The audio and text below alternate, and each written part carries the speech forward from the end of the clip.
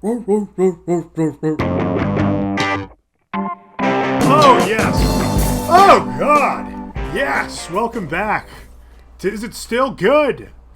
This is the show with two grown-up film students who hate growing up. I'm Bear Kennedy in Chicago. With me, as always, Andrew Carter in Los Angeles. It's hot as hell here, Bear. How's it over there? it's warm. It's not as bad. I am now shorn. I'm a shorn man. I've lost some beard. And you have as well. So yes. It's hard to gauge if it's actually colder or if it's just how I feel. Yeah, both of our faces got shorter, if you're watching. Yeah.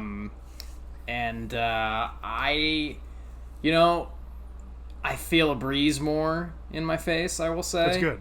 Yeah. And I think two things. One, no more food is getting stuck in my beard, which is nice.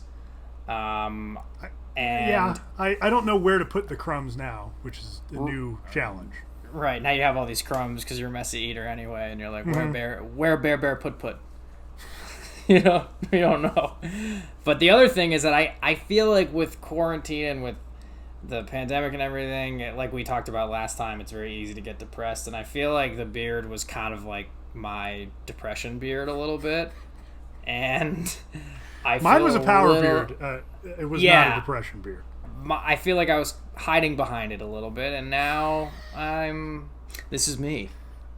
So I feel a little better, which is good. Well, for those of you who don't know, this is Isn't Still Good. This is the show where we look back upon the culture of our youth, and we take our rose-colored glasses and we throw them away in favor for a pair of sunglasses that we find in a dumpster in Los Angeles, and we put on those sunglasses, and it allows us to see that the world is actually run by aliens and we should obey. And it is with that set of eyes that we look back upon things to see if they're still good. And what are we doing this week? So this week we are doing dun dun dun dun dun dun. I don't know if that's like the right key or tone or whatever. Goosebumps, the classic 1990s series created by and written by RL Stine, which is seminal from our childhood. We all grew up with it. We all loved it as kids. There was a book series. There was a show. It was then a movie with Jack Black, and actually a sequel with cameo appearances by Jack Black. Both Bear and I read the very first Give Yourself Goosebumps entry, Escape from the Carnival of Horrors, because we wanted to do something where we both could read the same thing but also a little different and have certain experiences with it.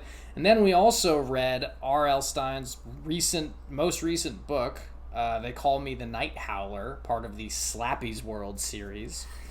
And that one was actually an audiobook that we listened to, and so we'll get into that. Yeah.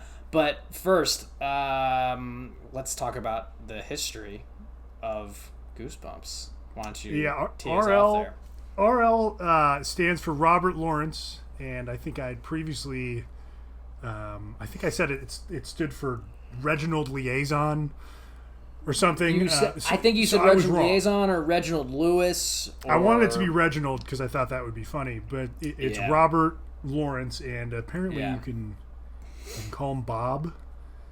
Yeah. R.L. Stine is one of the most prodigious writers of our time here on Earth, and I still find it weird that he's a real dude who claims to write all this shit by himself. There's a little bit of history behind that. There are a couple of the Give Yourself Goosebumps books were ghost written. Oh, really? Yeah, according to trusted old Wikipedia, they were written. Oh, and now you guys are gonna get a thanks, babe. My wife has just delivered my dinner. Now, for anyone watching, this is a health shake. Spoiler alert: we're on a cleanse. We're doing the clean program, 21-day program, where you have a health shake for breakfast, a health shake for dinner, and a clean meal for lunch, and we definitely want to kill ourselves. All right, well, we'll come back to Reginald Lawrence because I want to hear about this. So, what am I looking at? And are you using a straw that is specifically the exact color of my penis on purpose, or is this just what you had at home? This is just what we have at home, but okay. we made sure to when we were ordering straws, we were like, let's make sure it looks like Bear's junk.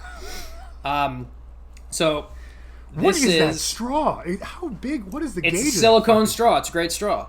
It's a great straw. It's great for thick shakes like this. So what's in this shake is the chocolate shake powder from the Clean program, half an avocado, cocoa powder, cacao nibs on top, almond coconut milk. I think that's it. I might be forgetting something. I don't know. What day are we on here? 8. So we've got just under 2 weeks left. It sucks. Holy shit! All right. Yeah, so, I've been dreaming about Chinese food. Like, that's all I want. It was recommended to us by our good friends Nick and Gabby. What are we dealing with hunger wise here? How are the hunger levels? What are we feeling? Throughout the day, okay, honestly, but at night, that's when it gets tough. Like, towards the late afternoon, evening. Like, right about now, I'm starting to get hangry. So, Baby's glad that Baby has a shake right now. Because Baby would be mad if he didn't have a shake. But, so, it can get a little, like, tempting and food cravings. Like you're, like, watching something and you see a character eating and you're like, oh, that looks good. Wonder what they're having. And, you're so starting to fixate on food. Yeah, like, on a show, which you know is fake. Like, it's, plastic food. Yeah. Unless they're actually eating it. We've been going to bed very early. Like, we're in bed by, like, 8:30. Because we're just, like, we don't want to do anything. Like, we don't want to, like, watch a movie. Well, we're not, like, asleep at 8:30. We're asleep maybe by, like, 9:30. Is it still light out at this point? Yeah, kind of. Because we're just so sad we can't eat. Like, what this has taught Zoe and I is that food is such a big part of our relationship. Like, we love good food. And we love... No shit. The first week was definitely the hardest. And the program even says that during the first week, it's going to be the most challenging. You're going to feel tired. I will say I definitely have more energy today than I had any day last week. You think you might stay up till like 9 o'clock tonight, or what are we thinking? I'm thinking. A little energetic? I'm thinking maybe even 9:20. Let's just call it like it is, man. I'm feeling good. Are there different flavors? How are we doing flavor wise? It's just chocolate or vanilla. Have you tried mixing the two? Have you gone half and half, like at school? Or I don't know if you used to do that, like mix chocolate milk with a white milk, you get a little in between. I mean, yeah, that's a fun thing. It's fun with soft serve and it's fun with a milkshake, but like, this is some health shit. It's not like, I feel like that might be interesting, but I don't know. The morning shake is definitely not as fun or not as tasty. Like, this is actually pretty good, what I'm having right now. Like, I would have this for dessert, but it's a meal replacement. It fills you up. Well, okay. Last question. How are the poops? Frequent and not that satisfying, to be honest with you. Like little, like, rabbit pellets. Really? You don't have a feeling of completion afterwards? I feel like there's maybe more in the tank. Not more in the tank. I do have a feeling of completion, but it's just annoying. I had one very satisfying poop last week where I was just like, oh my god, like, it was crazy. You got the good afterglow. Yeah. Oh, it was fantastic. But sorry, I have my mouth full. So yeah, I mean, but here's the other thing: you can still eat, like, chicken, turkey, fish that's cooked. Like, you can still eat certain things, vegetables, certain fruits. Just it's no carbs, it's no refined sugar, no red meat, nothing good, frankly. Yeah. It's all the good shit's gone. That's what sucks. But, like, I mean, it was definitely my idea. I will definitely not blame this on Zoe. You're owning this. But I own it. But I will say she's been handling it better than I am. Women are a lot stronger than men, dude. Like, there is no question. And she's a warrior and a champion, but she's definitely like, I hate you. My dear Lord. Good luck. Anyway. Godspeed, sir. Godspeed, Spider-Man. Anyway, Goosebumps. We were talking about... So yeah, a few of the Choose Your Own Adventure books were ghost written, Which makes sense because I don't know if you were looking up, like, when Goosebumps started, he was publishing one a month. Like, that guy was on fire.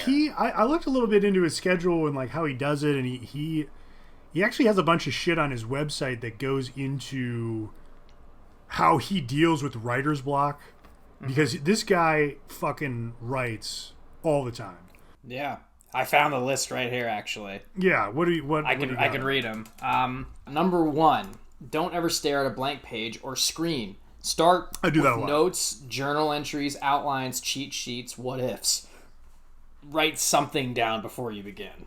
I think that's great. 2, know your ending first. If you know where you're going to end up, you'll know where to start. That's really interesting. It's weird. He says he starts with the title of his book, and then he does that first, and then works it back from that. Which I'm like, that's fucking crazy. I mean, this isn't the most complicated shit. This is children's kind of cheap horror. He says the title lets him know what type of story he's going to write, which I find fascinating because you know what's so funny is, like, I've heard for so many years, like, when it comes to screenwriting, like, oh, we'll find the title later. Yeah. But, like, I feel like I come up with titles first, and then I'm like, and I don't really know what it means, but I just am like, here's what I think, working title, blah, blah, blah. Like, and I don't know. It's like I don't really know what it's going to be, but it does help set the tone. Like, I just started writing a short that hopefully will turn into a feature film, and the title is A Bad Time to Go Off Antidepressants. And, like, I feel like that's I feel like I know what's going to happen. Yeah. Exactly. Yeah, you feel like you know what's where it might go, or like at least the tone of it. But it's interesting. He can find, like, a title. Right. And that gives him enough direction to write the whole thing. So I guess They Call Me the Night Howler. If you just get that one idea down, you're going to write to that idea no matter what you do. Right. If you keep that in mind, you probably can get through doing it. And same thing for Escape the Carnival of Horrors. Like, if you were to just figure out that's going to be the title, right away you know that you have a book that's going to need to include A, a carnival, and B, horrors. So number 3, you don't have to write the beginning first. You can write down your first draft in any order. Then you can go back and put it in the right order. That's great. I've never considered this. Yeah, I never considered it either. That's great, though. Number 4, don't worry about how the first draft sounds. Just put words down. You can always go back. 5, before you write, tell your story out loud. Once you've told your story, you'll have a lot less trouble telling it to the paper. That's really interesting. 6, set a timer for a short amount of time. Let's say 13 minutes. Tell yourself you're going to write something, anything, until that timer goes off. When the timer dings, if the writing is going well, set it for another 13 minutes and keep writing. If it's not going well, set the timer and do something else for 13 minutes. Then go back to your writing. That's great, too. I like that he's working the number 13 in, a little spooky. Yeah. I hope he's got, rule number 666 coming up. Yeah, very apropos. Number 7, if you're still stuck, don't throw away the idea. Try changing it a little. Try writing it from another character's point of view, what you just said. Yeah, telling the story in another character's voice. 8, still stuck? Give up. No, I'm kidding. What if it said that? Just give. He doesn't even have 10. It just stops at 8. Yeah, it's he's like, I'm getting writer's block writing this. 8, still stuck? Look through a magazine, find a picture of a person or a place that looks like your character or setting. Write down a complete and detailed description of what you see. Guess what? You started your story. 9, set a reasonable goal and reward yourself if you can get there. Say, I will write 2 pages today, then I can watch TV for half an hour. Yeah, that would be trouble for me. I do that all the time. It's almost always send an email and reward yourself with jerking off. Exactly. It works great. It gets the emails out. Yeah, dude, it's like send one email and go at it. Tear that shit off. Go to Hawaii. And it's like, oh my God, you're really rewarding yourself for nothing. 10, don't ever stare at a blank page. Start with notes, journal entries, outlines, cheat sheets. It's the same one. It's the same one, yeah. Write down something before you begin. I know, this is the same as number 1. I'm repeating it because it's the most important tip. Got it. That's what he says. He really had me there. Yeah. I know. What a little trickster. What a little jokester. Which also is a good segue because when RL Stine first started writing, he started writing jokes. And he considers the Goosebumps books to be like scary stories with jokes in them. And I don't find there to be a lot of jokes in the books, but that doesn't surprise me at all because I don't know if I've ever had this discussion with you, but I tell those people all the time, horror is the exact same thing as comedy. They are identical. Yeah. But one's going for laughs and one's going for scares. But functionally and structurally, horror and comedy are identical genres. And once you kind of understand that, you can blend the two. But essentially, everything you do in horror, as far as setting stuff up and paying it off, is the exact same thing you would do to tell a good joke. Just with horror, you usually have things that are macabre or horrible happening, and with a joke, obviously, you hope someone laughs. Well, yeah, I mean, horror and comedy, if we're talking about, I guess you could say books too, but if we're talking about movies, those are the only two genres that elicit, like actual verbal reactions from an audience that you can hear. Like, I mean, I heard Judd Apatow ask once, like, how does Spielberg know Lincoln is working? And it's true. It's like, it's a drama, so it's like, how do you test that movie? Like, and like you can get it, like, you give them a card after and they fill it out, but like as it's happening, how do you know that they're into it? Like, but with comedy, if they're laughing, it's working, and if they're not laughing, you have a problem. Same with horror. If they're like screeching, like one of my favorite theatrical horror experiences was also a movie with comedic moments, which was It. Stephen King's It from 2017. Which one? The first one. Yeah, I just read It for the first time. The book, it was great. You read It for the first time? Yeah. Recently? Yeah, like a couple. Well, I listened to the audiobook, and it. How did you like it? I liked it a lot. It was long as fuck, and yes. It definitely, like, I thought that the first half was better than the second, which, much like these new movies, I thought part one was better than part two. I agree, and I think I think it's Stephen King's best book. That's seminal. That is like a foundational text of my childhood. I think Stephen King writes kids so well. Mm-hmm. He writes. He's able to write what it's like to be a kid and to be scared and experience life as a child. He does it much better than RL Stine could ever fucking dream of doing it. Yeah, I was gonna say that's a good segue too, because RL Stine. Go ahead.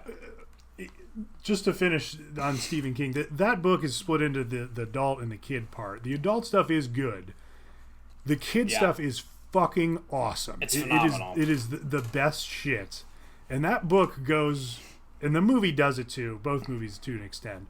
But that book goes from just a very basic premise of like something in the town is scary and it's fucking with kids, and takes that premise and goes so far through the looking glass into the weirdest shit possible.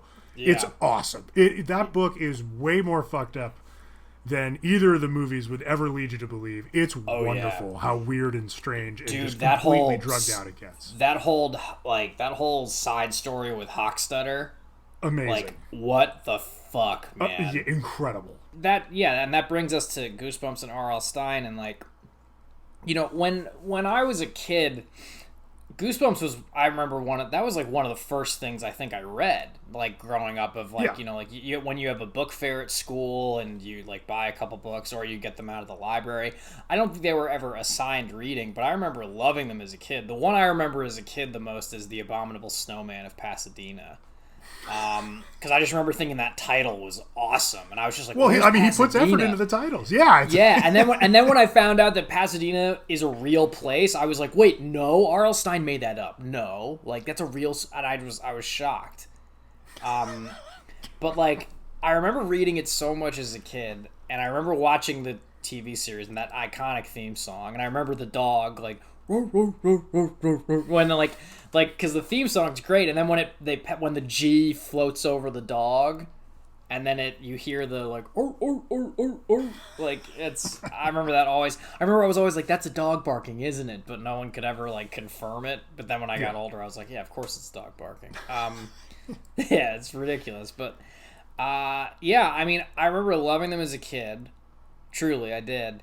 And this time around, I think that's just, I think Goosebumps is almost like the perfect example of what our show is, which is like, give it to me.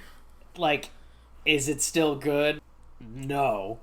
Like, it's so good for kids, though. I was reading it and being like, this is so great for kids, but like, this is not for me anymore. Like, no way. I agree, and I'll say to keep it a little positive, I'm blanketly in favor of anything that gets kids reading books, because books are fucking good, and B, gets kids into horror, because I think scaring kids is cool. That said, I fucking hated every second of these two books that we read.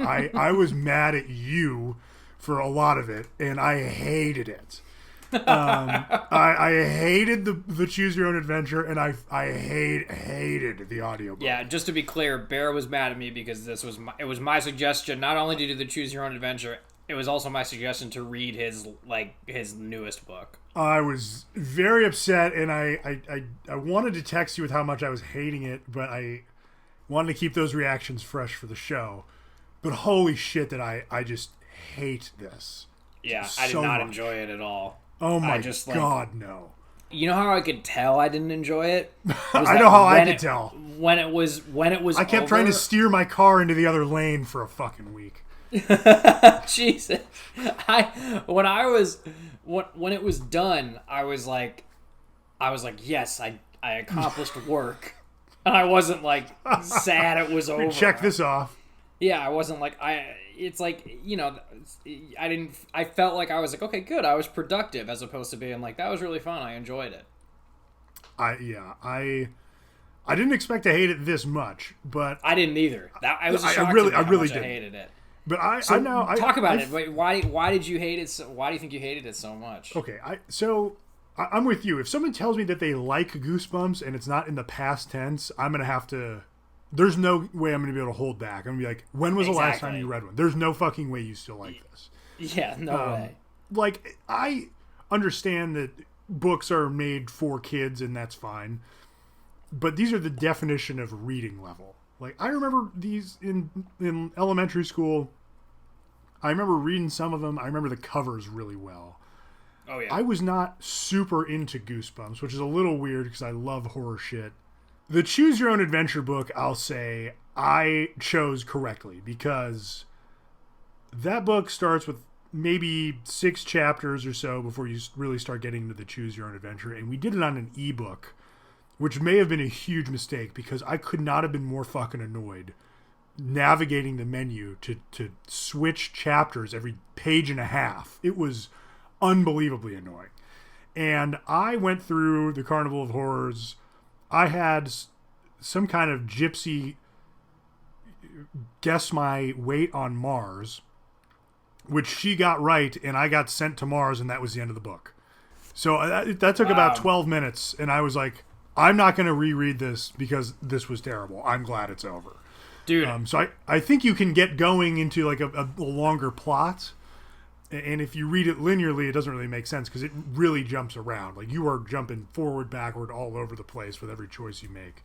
Yeah, it's like jump to page 78, jump to page 4, and you're like, what? Where? What? It's seriously like that. It's like, oh, jump to chapter 132, and I was like, God damn it! And you're scrolling through this fucking thing to get there, and maybe that's really fun for kids. I hope it is, but it sucked ass as an adult. No, wait a minute. On the ebook, it should have opened up a link.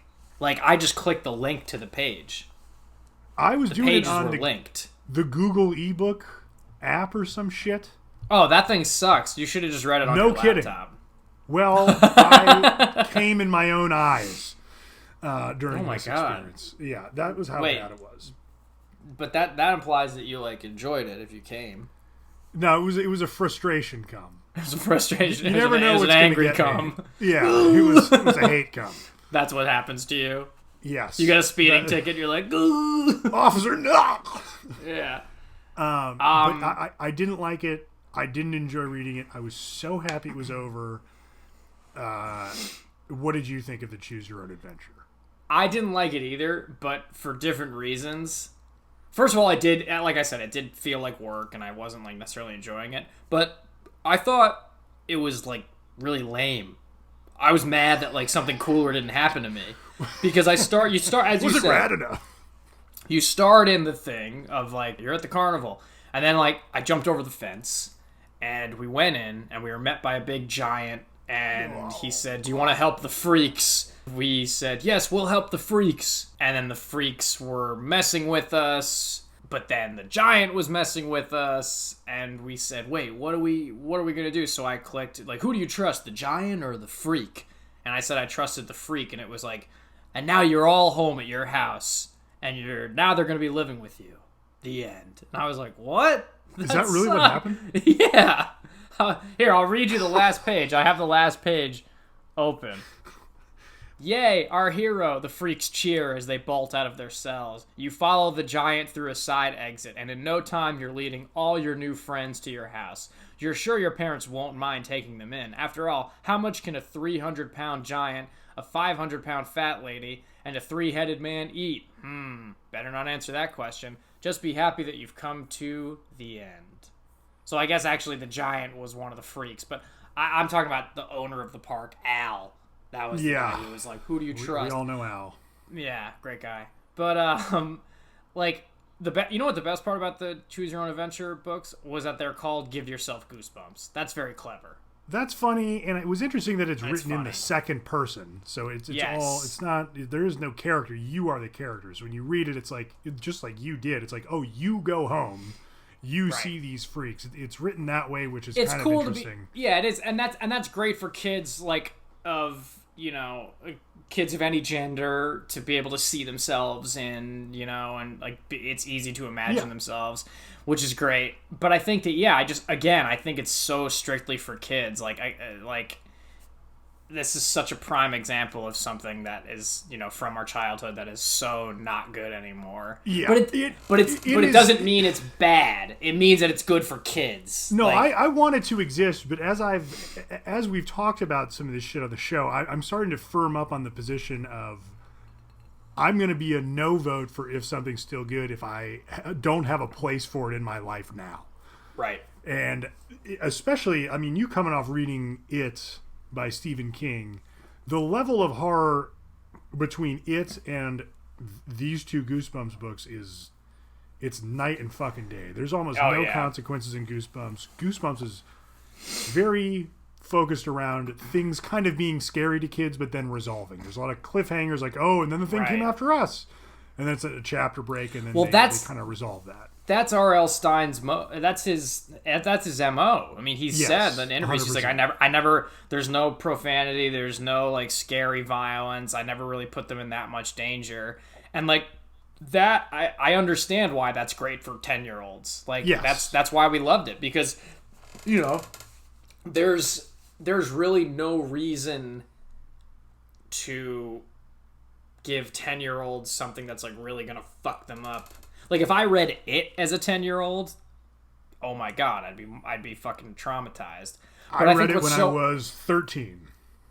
Okay, that's a little. I mean, yeah, I was 13 when I saw The Exorcist. I think 10 and 13 is a big difference, but I also think at the same time, what I think Stephen King, it's so interesting about him is that like he does take kids and he puts them in these horrifying, traumatizing situations, but his books are not for kids. They're clearly not for kids. They're both dealing with kids. Right. They're both dealing with kids, R.L. Stine and Stephen King, but one is strictly for kids, the other is not. And I think that's why I still think I could call R.L. Stine a great writer, because he's like, yeah, I know what I'm doing. This is for kids. This is what I do. And it's funny, he's been called the Stephen King of child literature, which is a hilarious title to have. It is a funny title to have, yeah. But yeah, I agree with you. I did not like to Give Yourself Goosebumps, and I did not like his latest book at all. It was not for me. I hated that fucking book. Yeah, luckily it was only 2.5 hours. It flew by on the audiobook. I listened to it while I was working out, and at a couple of points I kind of spaced out, and I was like, maybe I should go back. I was like, I'm not going to rewind this. Fuck it. I'm plowing forward. Yeah. I did not love, what is it? They call me the Night Howler. Yeah. Which is, I don't get how I don't really understand. Maybe it's because I haven't read other Slappy World books, or at least not since I was a kid. I don't get how it's a part of Slappy's world. That was one of the main things that stuck out to me was Slappy, who's the dummy. Yeah. I believe from Night of the Living Dummy. Yeah. He is not narrating, but like presenting this tale as if he's Robert Stack on Unsolved Mysteries or some shit. So he's Yeah. he shows up like 3 or 4 times in the book. He introduces it and has a thing at the end, but I have no idea how he's Yeah, why is he connected. there? And why is he No connected? idea. Yeah. He's like, oh, it's Slappy. Yeah, exactly. And I'm like, why are you here? This sucks. The voice guy doing Slappy sounds exactly like that. He's doing a broad vaudeville deal like that, and it is very odd. Yeah, it's very committed. Extremely committed to the bit. But it's weird. Yeah, I didn't understand why it was connected. And it's funny, like, I thought the premise of it, it's basically a kid who goes to a museum for, like, superheroes or something. Yeah. And he meets a real superhero who gives them his superhero suit and says that if you put it on, you have powers. I feel like I've seen that before. Oh, it's like very familiar. Yeah, it felt very familiar. That was the thing. Like, I don't know. RL Stine said in his Instagram, like, this is the best book I've written in years. And like, look, for kids, maybe. Yeah, it's true. You know what was really weird to me that stood out was just talking about Goosebumps today versus Goosebumps when we were growing up. Is like there were multiple mentions of Instagram in this book. Yeah. Well, I at the end of the audiobook, I listened to it to hear the copyright and shit, and it's from this year. Right. So it's as topical as it gets. Like he name checks the Marvel superheroes. This main character, whose name was Mason Brady, clearly he's cashing in on millennial names. Yeah. And little sister Stella. Exactly, which is crazy. But it seems very topical, which I think is smart. If you want to continue to make books for kids, you should make plots that kids will like, which I think he does a very good job of.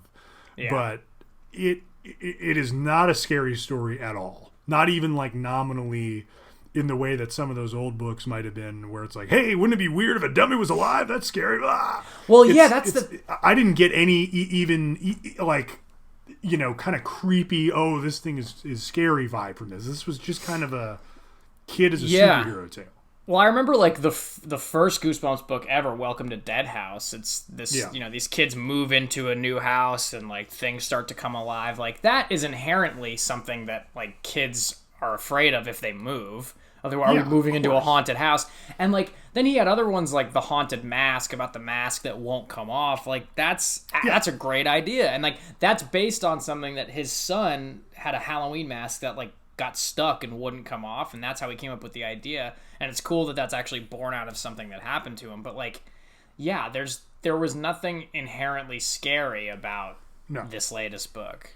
Not even close. Not that it's a bad book for kids, but I don't know. Maybe I missed something. I don't get the Slappy tie-in. I don't either at all. And I don't know. I mean, I'm so removed from children's literature. I don't know what else is out there that he's even competing with now. Right. But I'm guessing it's similarly topical. You know, kids getting Instagram famous and being into superheroes. Yeah, I would imagine. Dude, that's a real thing. Again, I must give him credit for, you know, as we said, being current and being topical for sure. And look, again, I'm not going to sit here and say R.L. Stine's a bad writer. He's a great writer. There's no question. But he's not a bad writer. He writes in tropes. He writes in a genre. There are things about that are to be expected. You know, he is probably more aptly to be compared to like Danielle Steele in romance novels than anything else. It's certainly not Stephen King, who's written a lot, but has more command of genre and command of story, and can write different perspectives and characters. Obviously, much more. Yeah, he's so good with character. Yeah, he's so good with character. It's insane. And R.L. Stine wrote a book recently called Red Rain that's like specifically for us, people who have the name recognition from childhood or old now. Mm-hmm. And I looked at the page count, and it was like 380 pages, and I said, no, thank you. But I did read a bunch of reviews about it, which seem to imply that he has gone from kind of writing around some of the violence to just describing the violence, but still missing that element of what actually makes things scary beyond like, ooh, blood is kind of gross. Right. Yeah. So I don't feel like I missed out there. Well, that's I think what Stephen King does so well in his books is like he taps into in terms of, but okay. So really quickly, I think Stephen King taps into real primal fear and horror Big time. We experience. Like, look, we've never had to fight a demonic clown, but we understand trauma, and like it is all about like childhood trauma and growing up to face that and how that fucking eats at you your whole life. And then The Shining is, we've never been isolated in a hotel yet. But although we have been quarantined, so it's like, no, it's like, but I think The Shining has a whole new meaning right now. And I think, The Shining is definitely about not only, isolation and fear, but it's about your family turning on you. And a lot of his books deal with like the adults in our lives who are supposed to protect us are not protecting us, and I think not understanding the fear and not being able to understand what's going on. Yeah, and I think that's the thing is that R.L. Stine is not interested in scaring people. That's it. He's just not interested in it, and I think that's totally fine. But I think what's interesting is that he's not interested in scaring people. He's more interested in, I think, making them laugh and writing jokes and maybe giving them a little bit of a creepy feeling. But like, I think that's why his books are so great for kids, because I guarantee you there are things in this book that you and I just read that kids understood that we didn't pick up on. Probably. That they're like, oh, that's hilarious. And we're like, yeah, I didn't find it funny. But like, I remember like laughing out loud reading The Abominable Snowman of Pasadena when I was a kid. Like, ha ha, like some, punk little shit kid. But yeah, look, my vote is definitely no. Goosebumps are not still good, and I would defy anyone at our age to tell me otherwise. And if anyone says that they are, I am definitely going to ask them, when was the last time you actually read one? Yes. Because it's a chore. It's a chore when you're an adult. I think reading it to your kid is a very different thing. That's obviously, that's probably fun. But even that, you might be like, checking your watch. Like, yeah, it's tough, man. I mean, I think we've been a little spoiled with some of the quality of entertainment that's come out that is geared towards kids recently. Like, namely, like, Pixar movies and other stuff of that vein is usually pretty good, even if you're not a child. So when you read something like Goosebumps that's specifically for children, and that's kind of it. I mean, as easy it is to read this, it sucks reading it. And it's disappointing. It sucks. Because of what you just said. Because of things like Pixar. Like, dude, I still quote Toy Story. Like, all the just time. Like, we got to get this wagon train moving. Oh my God, it's amazing. Like, whenever my friends and I are on set and like there's an issue, we'll be like, this is no time to panic. This is the perfect time to panic. I'm lost. Andy is gone. We're moving to a new house in 2 days and this is all your fault. And like, it's classic, And in another news, Andy's birthday party has been moved to today. And next we have, there's so much in there for adults. Like, I remember seeing that as a kid when I was 7 years old, and like my dad was laughing. Oh yeah, I promise to do a full episode on Toy Story because I love that movie. I do. It's my number 3 of all time, probably. I can go on for a long time about how Toy Story is a horror movie, which makes it really good. I know.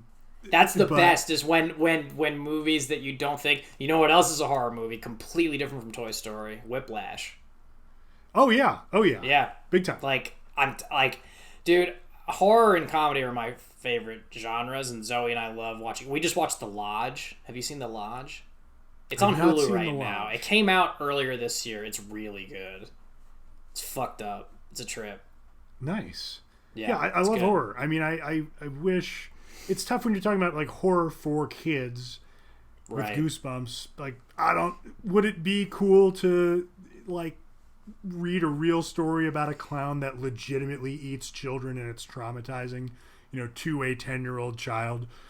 That might be a little much. But like I said, I'm glad Goosebumps exists. If I had kids in there, that would be cool. But it is shit as an adult. It is Yeah. not fun to revisit. There's nothing there. There really that's yeah, you just nailed it. There's nothing there for adult. There's nothing there. There's for not. us. There's That's nothing it. for you. That's These it. are not the droids you're looking for. So, No. Goosebumps is to be avoided as an adult. So that is too hearty no's.